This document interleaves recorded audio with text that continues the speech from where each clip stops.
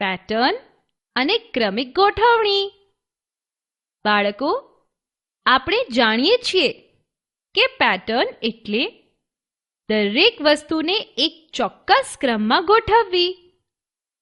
Pattern બે પ્રકારની હોય છે, પ્રગતિશીલ અને પુનરાવર્તિત.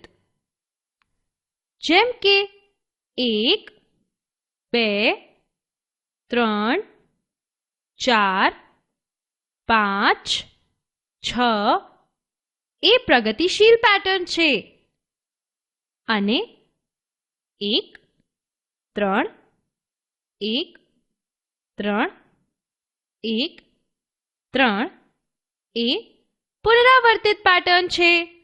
પોપકોર્ન પેટર્ન વિશે કેવી રીતે શીખ્યો તે જાણીએ. તેની પાછળ એક વાર્તા છે. એક રાજા હતો. તેને બધી વસ્તુઓ ચોક્કસ આકારની અને ચોક્કસ ગોઠવણીવાળી જ ગમે. તેના નગરમાં પણ બધું સરસ રીતે ગોઠવાયેલું હતું. તેના નગરમાં કોઈ પણ નવો માણસ આવે, તેણે નગરમાં પ્રવેશ કરતા પહેલા પેટર્ન પૂરી કરવી પડતી. માટે જ રાજા પેટર્નના રાજા તરીકે ઓળખાતો હતો અને તેનું રાજ્ય ક્રમિક ગોઠવણીનું રાજ્ય. એક દિવસ પોપકોર્ન આ નગરમાં ગયો. તેણે રાજાની આ બધી ગોઠવણી જોઈ. બધું જ વ્યવસ્થિત, ક્રમબદ્ધ અને ચોક્કસ ગોઠવણીના આકારમાં હતું. એટલે કે બધું પેટર્નમાં હતું.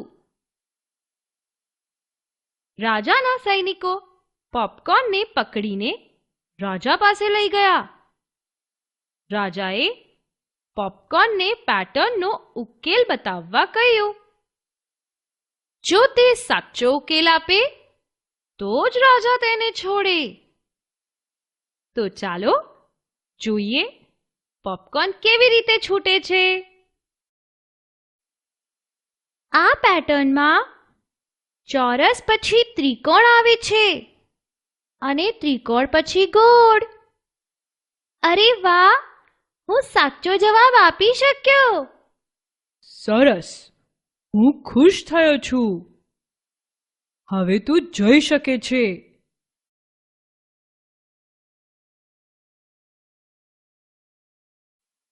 બાળકો, તમે જાણો છો, દરેક ક્રિયાનો એક ક્રમ હોય છે અને આપણે તે ક્રમ જાળવીને જ કામ કરવું પડે. જેમ કે જો તમારે સૂપ બનાવવું હોય તો સૂપ બનાવવા માટે તમારે આ ક્રમમાં જ કામ કરવું પડે. પહેલા ટામેટાં ધોઈ લો, પછી તેને બાફો, ત્યારબાદ તેને મિક્સરમાં વલોવો. સ્વાદિષ્ટ સૂપ તૈયાર. તે જ રીતે સેન્ડવિચ બનાવવા માટેનો ક્રમ સમજીએ. પહેલા બ્રેડને કાપો, પછી તેના પર માખણ લગાડો. હવે તેના પર કાકડી, ટામેટાના પતીકા ગોઠવો. હવે તેના પર બીજી માખણ લગાવેલી બ્રેડ ઊંધી વાળો. અરે વાહ, સેન્ડવિચ તૈયાર છે. હવે તમારી પસંદની કોઈ એક વસ્તુ બનાવો અને તેને બનાવવા માટેનો ક્રમ નક્કી કરો.